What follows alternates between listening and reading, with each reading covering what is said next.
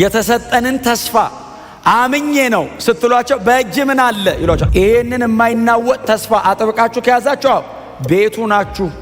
እንዴ ጉንጭን የሚያቃጥል ጨውጮ የሚልምባ እየወረደብ እዚህ ደረቅ መሬት ላይ ተንበርክከ ስትል ማደር ኢንጆይ አይደረግም። ተስፋ ነው ይሄንን የሚሰጥህ። ለምን ወንጌል ምን ሰብከው ሰው እንዲድን? ለምን ወንጌል ካልሰማና ካላመን አይድንም። መሐሪ ነው ግን ቅድስናውን መካድ አይችልም።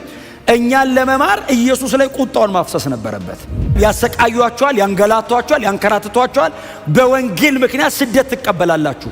አይቶ ሲመጣ ደሙን ጠራርጎ ሊሰብክ ተመልሶ ገባ የሚል ቃል አለ። ለምን ተመልሶ መሄድ ፈለገ? እግዚአብሔር ጨካኝ ስለሆነ አይደለም። የእግዚአብሔርን ጽድቅና ቅድስና እንዴት አድርጎ ይካደው ማንነቱን?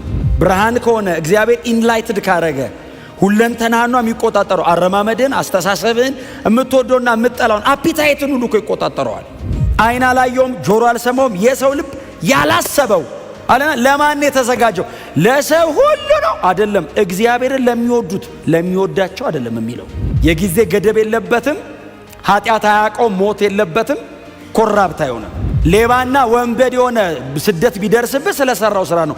ስለ ክርስቶስ ኢየሱስ ብለህ ስትቀበል ደስ ይበልህ። ያኔ የክብር መንፈስ በእናንተ ላይ ያርፋል። ማንም ሊያሸማቀቃችሁ አይገባም። በወንጌል ምክንያት ማፈር ካለበት እሱ ነው ማፈር ያለበት። እኔ ላፈር አይገባኝም። የምመካበት ተስፋ አለኝ። ኢየሱስ ተመልሶ ይመጣል። በእውነት ነው የምላችሁ። ዛሬ ሰው ከቦ ቢያጨበጭብልህ ነገ ስቀለው ይላል። ምንም ኢየሱስ ላይ ያየነው እሱን ነው። እኛ ሕያዋን ድንጋዮች ነን። ኢየሱስ የማዕዘኑ ራስ ነው። የዚህ ቤት ኮርነር ቺፍ ኮርነር ስቶን ኢየሱስ። ኢየሱስን ሚስ ካረከው ድካም ነው ክርስትና።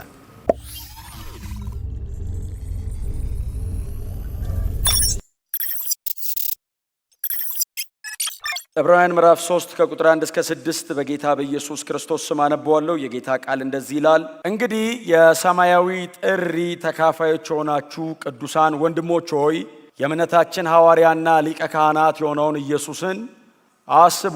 ሙሴ በእግዚአብሔር ቤት ሁሉ ላይ ታማኝ እንደነበር እርሱም ለሾመው ታማኝ ነበር። ቤትን የሚሠራ ከቤቱ ይልቅ የሚበልጥ ክብር እንዳለው ኢየሱስም ከሙሴ የሚበልጥ ክብር የተገባ ሆኖ ተገኝቷል። እያንዳንዱ ቤት የራሱ ሰሪ ያለው፣ ነገር ግን ሁሉን የሰራ እግዚአብሔር ነው። ሙሴ ወደፊት ስለሚነገረው ነገር እየመሰከረ በእግዚአብሔር ቤት ሁሉ ላይ እንደ አንድ ታማኝ አገልጋይ ነበር። ክርስቶስ ግን በእግዚአብሔር ቤት ላይ እንደ ታማኝ ልጅ ነው። እኛም የምንተማመንበትንና የምንመካበትን ተስፋ አጥብቀን ብንይዝ ቤቱ ነን። ሙሴ በእግዚአብሔር ቤት ላይ ታማኝ አገልጋይ ነው ሲል የዕብራውያኑ ደብዳቤ ጸሐፊ በእውነት ለነሱ አዳልቶ ሙሴን ከፍ ለማድረግ ሳይሆን በእርግጥ በዘኍልቍ መጽሐፍ ላይ እግዚአብሔር ስለ ባሪያው ስለ ሙሴ መስክሯል። በእስራኤል ሕዝብ መካከል በማርያምና በአሮን ፊት እግዚአብሔር ለሙሴ መስክሮታል። ከዛ ይቀጥላል አይደል? ቁጥር 6 ክርስቶስ ግን በእግዚአብሔር ቤት ላይ እንደ ታማኝ ልጅ ነው። ሙሴ አገልጋይ ነው፣ ኢየሱስ ልጅ ነው። ሙሴ ባሪያ ነው። በዚህ ቤት ውስጥ በጣም ታማኝ ባሪያ፣ አስደናቂ ምንም ኢንቴንሽን የሌለው ባሪያ፣ እግዚአብሔር ለማገልገል ብቻ እድሜውን የሰጠ ባሪያ፣ ለእግዚአብሔር ለማገልገል ብሎ በእግዚአብሔር ቤት ውስጥ ደፋ ቀና ሲል ሙሴ ከጀርባው ምንም ኢንቴንሽን የለውም። የፈርዖንን ቤተ መንግስት ጥዬን የወጣው በእግዚአብሔር በኩል አቋርጬ ተመልሼ እንደገና የሆነ ነገር አገኛለሁ ብሎ ሳይሆን በእርግጥ እግዚአብሔርን ለማገልገል ብቻ ነው። ስለዚህ እግዚአብሔር መስክሮለታል። በእውነትም ደግሞ የታመነ ባሪያ ነው። በትህትና አጠገባቸው ያለውን ሰው የእግዚአብሔር ታማኝ አገልጋይ ሁን በሉት። አሁን አንድ የሆነ ግለሰብ አይደለም፣ ጌታ ኢየሱስ ክርስቶስ መጥቶ ሁላችንንም አገልጋዮች አድርጎናል። ክብር ለዘላለም ለስሙ ይሁን እና ግን ጌታ ኢየሱስ ክርስቶስን የዚህ ደብዳቤ ጸሐፊ ሲያመጣው በዚህ ቤት ውስጥ ኢየሱስ አገልጋይ ነው አይደለም ያለው። እዚሁ ሙሴ ያገለገለበት ቤት ውስጥ ደግሞ ጌታ ኢየሱስ ክርስቶስ ልጅ ነው አለ።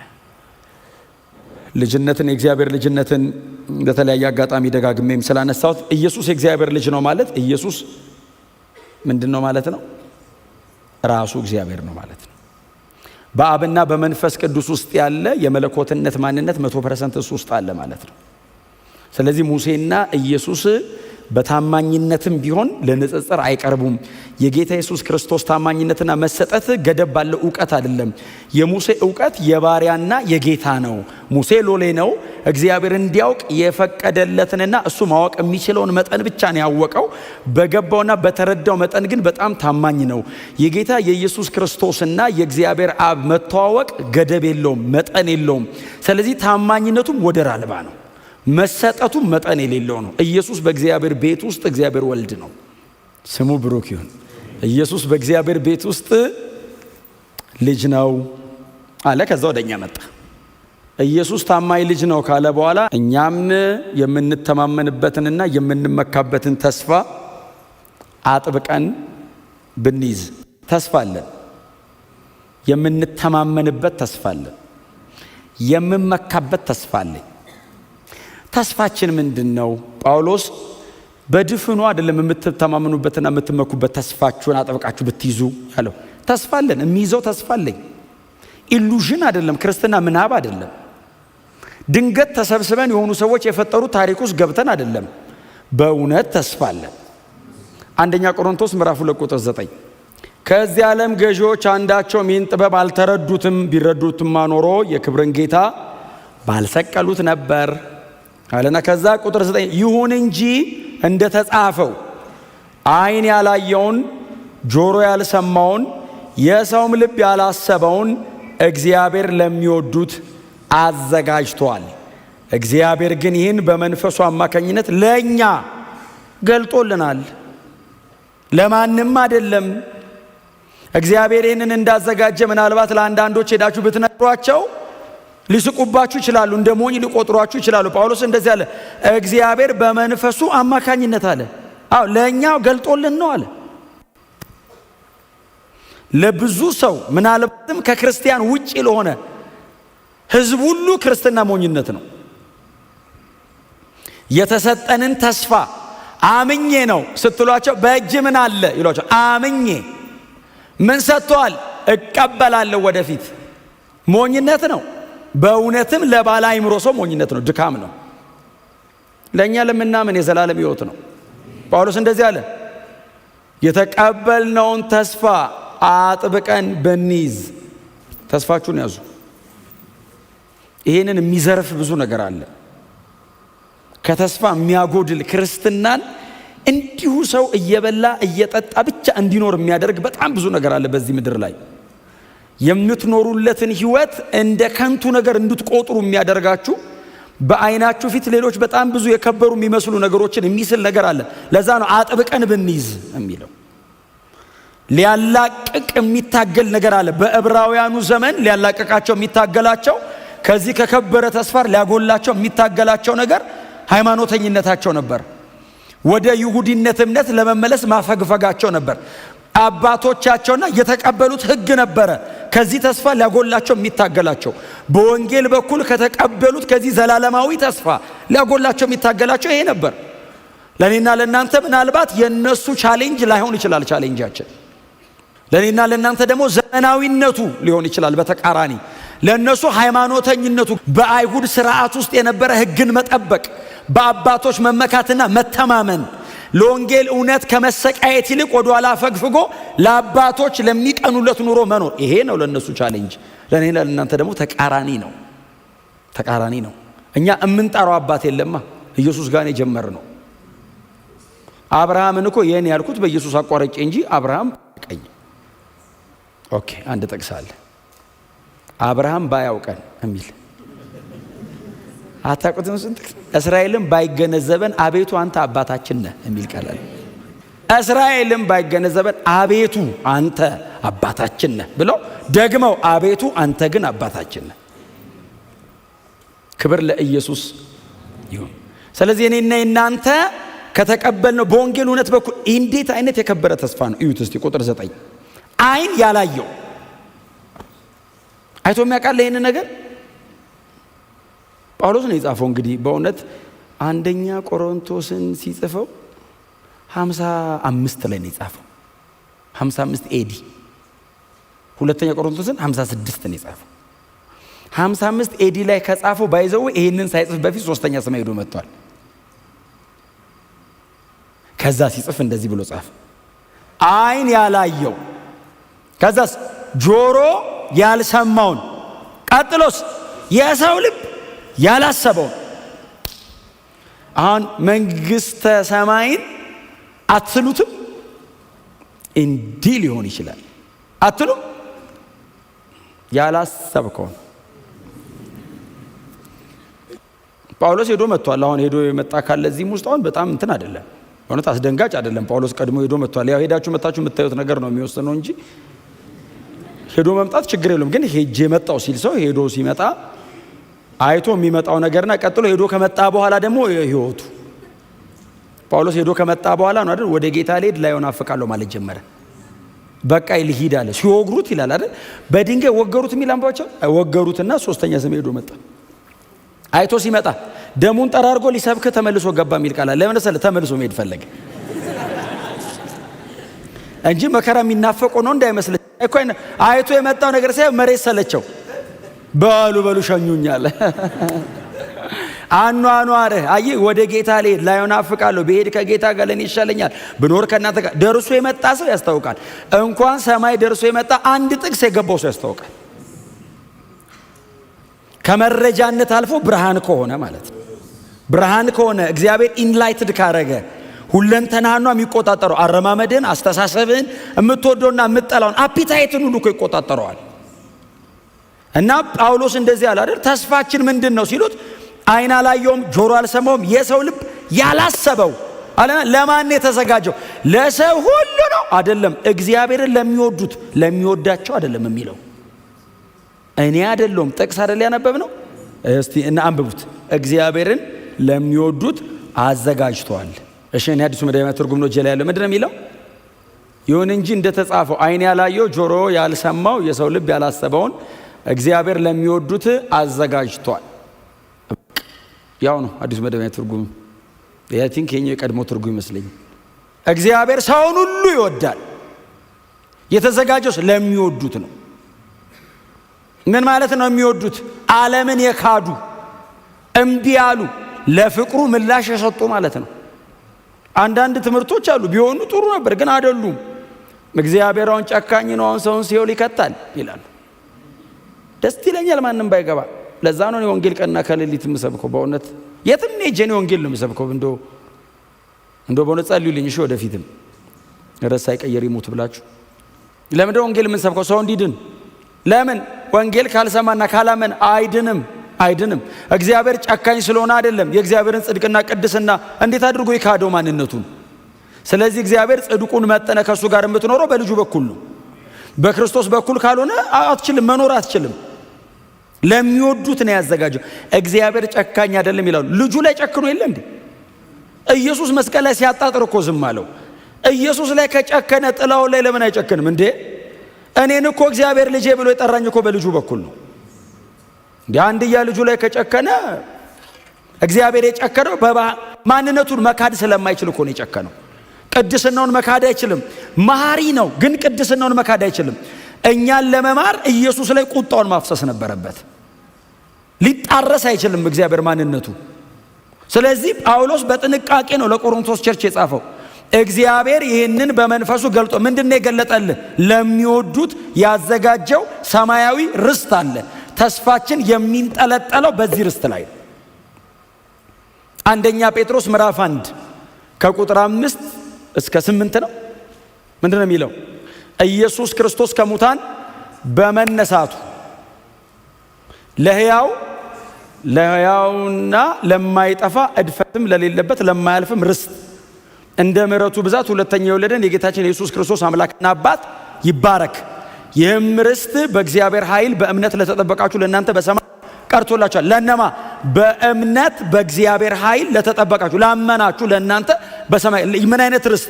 የማያልፍ ነው፣ የማይጠፋ ነው፣ እድፈት የሌለበት ነው። ታይም ፕሩፍ ነው፣ ሲም ፕሩፍ ነው፣ ዴዝ ፕሩፍ ነው። የጊዜ ገደብ የለበትም፣ ኃጢአት አያውቀው፣ ሞት የለበትም፣ ኮራፕት አይሆንም። እንደዚህ አይነት የከበረ ርስት እግዚአብሔር በሰማይ አዘጋጅቷል። ኢየሱስ ክርስቶስን ከሞት አስነስቶ ለነማን ያዘጋጀው? በእምነት በእግዚአብሔር ኃይል ለተጠበቃችሁ ለእናንተ በሰማይ ቀርቷል። እነዚህ ሰዎች እነማን ናቸው? ጳንጦስ፣ ገላትያ፣ ቀጰዶቅያ፣ እስያና ቢታንያ እነዚህ 5 ሀገራት ላይ የተበተኑ ቅዱሳን መከራ እየተቀበሉ ነው። በጣም ዋጋ እየከፈሉ ነው። ስለዚህ ጴጥሮስ ምንድነው ያላቸው? ይህ ምልክት ይሁናችሁ አላቸው። እነሱ እንደሚጠፉ እናንተ እንደምትድኑ ምልክቱ ይሄ ነው። ለምን? ያሰቃዩአችኋል፣ ያንገላቷችኋል፣ ያንከራትቷችኋል። በወንጌል ምክንያት ስደት ትቀበላላችሁ። ከዛ ምንድነው ያላቸው? ደስ ይበላችሁ። ሌባና ወንበዴ የሆነ ስደት ቢደርስብህ ስለሰራው ስራ ነው። ስለ ክርስቶስ ኢየሱስ ብለህ ስትቀበል ደስ ይበልህ። ያኔ የክብር መንፈስ በእናንተ ላይ ያርፋል። አያችሁ፣ በመንፈሱ ገልጦልናል አለ። ይህ ተስፋ እንዳለ ተገልጦልኛል። ብርሃን ነው። ተገልጦላችኋል። በሰማይ ርስት አላችሁ። ተስፋ አለው ይህ ሕዝብ። እስቲ ተስፋ ያለው ሰው፣ ተስፋ ያለው እውነቴን ነው የምነግራችሁ። የክርስትና መካከለኛው ነው። አያችሁ፣ ሰው የሚኖረው በተስፋ ነው። አለበለዚያ ይሰለቻል። የሆነ ነገር መድገም ያደክማል። ሁሌ የምታውቀውን መዝሙር መድገም፣ ሁሌ ወደማይገባ ነገር መጸለይ፣ ሁሌ በጣም ረጃጅም ዕብራውያን ተብሎ ለወራት አንድ ምዕራፍ ላይ መኖር በጣም አሰልቺ ነው። ሲበራልስ ሲገለጥልስ አጠረብኝ ነው የምትለው። ምን ነው ብናድር። አሁን በጣም ብዙዎቻችሁ እንደምትሉት አዳር ትላላችሁ። ተነክታችሁ ነው እንጂ ሰው ቤቱን ጥሎ እዚህ ሲጸልይ ያድራል እንዴ? እንዴ ጉንጭን የሚያቃጥል ጨውጨው የሚል እንባ እየወረደብህ እዚህ ደረቅ መሬት ላይ ተንበርክከ ስትል ማደር ኢንጆይ አይደረግም። ተስፋ ነው ይሄንን የሚሰጥህ። አይ ኢነርጂ የሚሰጥ ተስፋ ነው። በአያችሁ እንደዚህ አይነት ርስት በሰማይ አለ። ሰምታችሁኛል? አኗኗራችሁ ሊቆጣጠረው ይገባል። ይሄ ተስፋ አጥብቃችሁ ያዙ ይላል አይደል? አጥብቃችሁ እንዳትዘናጉ ይላል። አጥብቃችሁ ያዙት አይደለም ያለው። አጥብቀን ብንይዝ እንዳታፈገፍጉ በፍጹም። ቁጥር 6 ጳውሎስ የሚላቸው እሱ ነው አይደል? የመጨረሻ የምንተማመንበትን የምንመካበትን ተስፋችሁን ያዙ አይደለም የሚለው። የምንተማመንበት ቀጥሎ የምንመካበት ነው። እተማመንበታለሁ፣ ከዛ እመካበታለሁ። ማንም ሊያሸማቀቃችሁ አይገባም። በወንጌል ምክንያት ማፈር ካለበት እሱ ነው ማፈር ያለበት።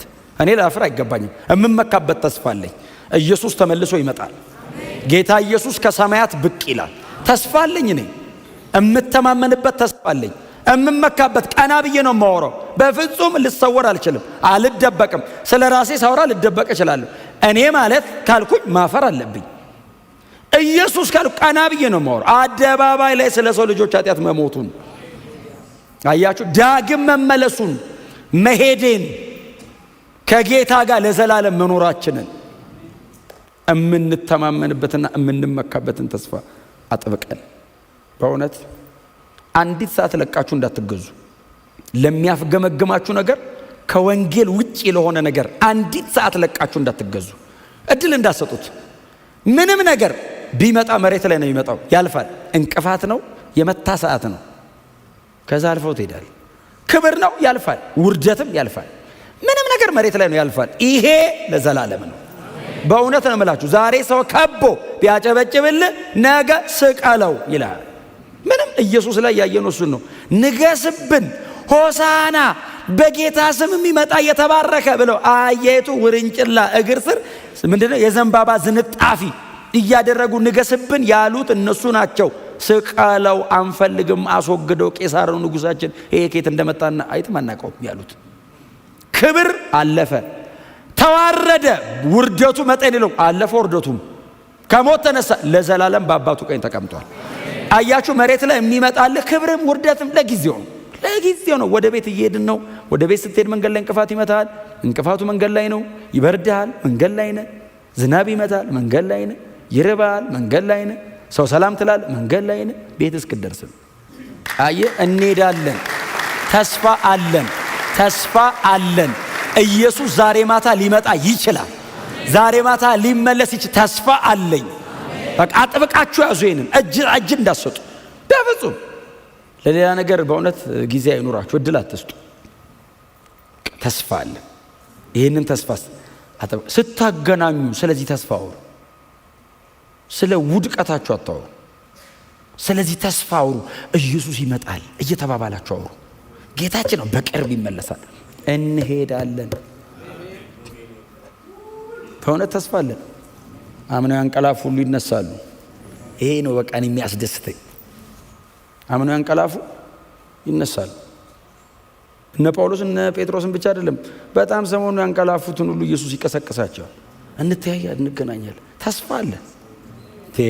ተስፋ እንደሌላቸው እንዳትሆኑ አለ እኮ አንዴ ተሰሎንቄ ላይ ተስፋ እንደሌላቸው እንዳትሆኑ አለ። እንዴት? አንቀላፍተው ስላሉት ታውቁ ዘንድ እወዳለሁ አለ። ይነሳሉ አለ እና ጌታን ለመቀበል ከእነሱ ጋር ነው አብረን የምንሄደው አለ። ከሙሴና ከአብርሃም ጋር ብቻ እንዳይመስል፣ ቸርች ውስጥ ካንቀላፉት ወንድሞችና እህቶችም ጋር አብረን ተያይዘን። ይሄ ሩቅ አይደለም፣ በጣም በእውነት በቅርብ እንደሆነ ይሰማኛል። ይሄ ትውልድ ላያልፍ ይችላል። ኢየሱስ ይመጣል። ተስፋ አለ። አጥብቃችሁ ያዙ። እንደዚህ ከሆነ ቤቱ ነን። ይሄንን የማይናወጥ ተስፋ አጥብቃችሁ ከያዛችሁ ቤቱ ናችሁ። ምናልባት እናንተ ቤት ስትገቡ እንድታነቡት አንደኛ ጴጥሮስ ምዕራፍ 2 ከቁጥር 5 ጀምሮ እናንተ በእውነት ቤት ስትገቡ አንብቡት። ቤቱ ነን። ኢየሱስ እዚህ ቤት ውስጥ ሕያው ድንጋይ የማዕዘን ራስ ነው ኢየሱስ። እኛስ ሕያዋን ድንጋዮች ነን። እኛ ሕያዋን ድንጋዮች ነን። ኢየሱስ የማዕዘኑ ራስ ነው። የዚህ ቤት ኮርነር ቺፍ ኮርነር ስቶን ኢየሱስ ነው። የቤቱን ሳይዝ የሚወስነው ኢየሱስ ነው። የቤቱን አቀማመጥ ስትራክቸሩን የሚወስነው ኢየሱስ ነው። የዚህ ቤታው የማዕዘን ራስ ድንጋይ ኢየሱስ ነው። እኛስ ቤቱ ተገጣጥሞ የእርሱ ማደሪያ እንዲሆን ሕያዋን ድንጋዮች ሆነን ቦታችንን ይዘን እዚህ ቤት ውስጥ እንገነባለን። አቀማመጣችንን የሚወስነው የቤቱ ኮርነር ስቶን ኢየሱስ ነው። እኛስ በሱ አይነት መንገድ እየተደረደርን ሕያዋን ድንጋዮች በመሆን የእግዚአብሔር ቤት ለመሆን እንሰራለን። ኢየሱስ የማዕዘን ራስ ድንጋይ ነው። ኢየሱስን ሚስ ካረከው ድካም ነው ክርስትና። በእውነት ነው የምላችሁ።